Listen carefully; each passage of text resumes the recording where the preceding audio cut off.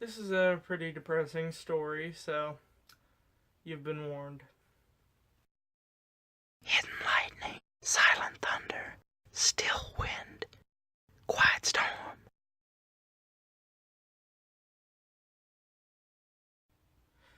Hello, my friends. I am the Quiet Storm, and today I'm going to be talking about something that not too many people know about. I meant to record this video yesterday or the day before, but I just never got around to it, I suppose. As I said, this is a pretty depressing story. It is the story of me and my first major love interest. It was around September of 2008. Barack Obama was soon to prevail over John McCain as our next president. I was soon to have something happen to me that would affect me for the rest of my life. It's been so long now that I can't remember when I first saw her. One day at school, I walked into the classroom and she was suddenly there. Sadly, I don't have that many memories of her. I do remember one thing, and that's that she was a witch for Halloween. And I do have one memory that, even to this day, I can still replay in my mind almost flawlessly. She and I were outside during recess. We basically had a big sand pit. It was supposed to be like for volleyball, but nobody ever did that because, we were a bunch of lazy fat Americans. But me and her, we were building like a dry sand castle or something, and it didn't get very far, but I remember we just talked a lot, and I really enjoyed that, and I talked to her a lot through the time that I knew her. I remember that she opened up about where she was from, and I remember she said that she was in a foster home, and that I probably wouldn't have wanted to know her real parents. So fast forward a bit, there was going to be a school dance that December 5th, I believe, and I wanted so desperately to ask her. But knowing me as the big procrastinator I am, and was back then, I put it off until the very last minute when she walked out of the classroom faster than me and out of my life. I'd lost my chance, but I went to my bus and brushed it off, and my day continued. That next Monday, December 8th, 2008, I walked into the classroom, and there were two strange women in there. I'd never seen them before. And as soon as the bell rang and the announcements were given, they got up to talk to the class.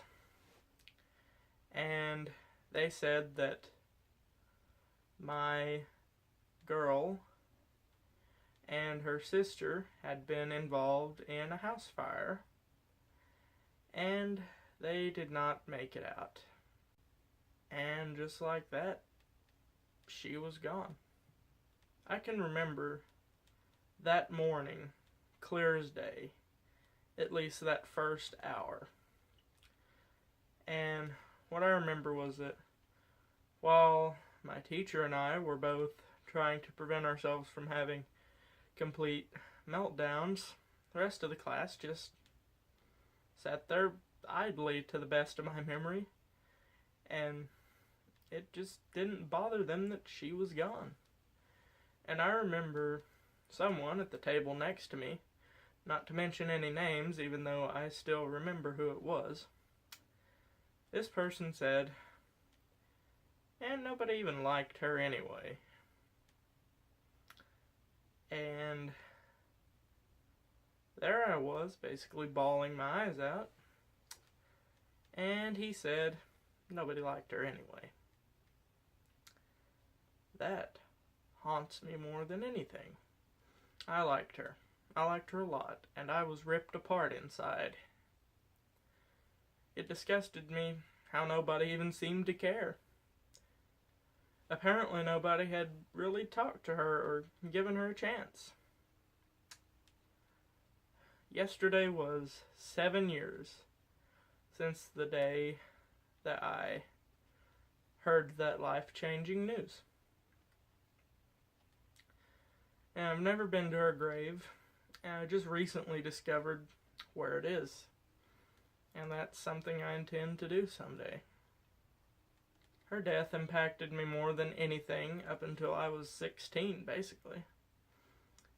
And to make things worse, a couple days earlier that week, my beagle was run over, and I was not handling that very well. But as I've learned after all these years, one life ends and the rest of life goes on.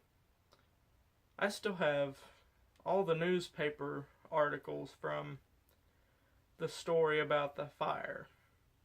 I keep them in a Ziploc bag. Yeah, it's kind of strange, but I guess I just can't let go. Yeah, the story is sad and depressing. No, it's not really relatable or shareable unless you've been through a similar horrible experience, and in that case, I do understand. But this is just me sharing something about my life that I just felt is important to the story of why I am who I am. I am the Quiet Storm. Thanks for watching. I'll see you soon.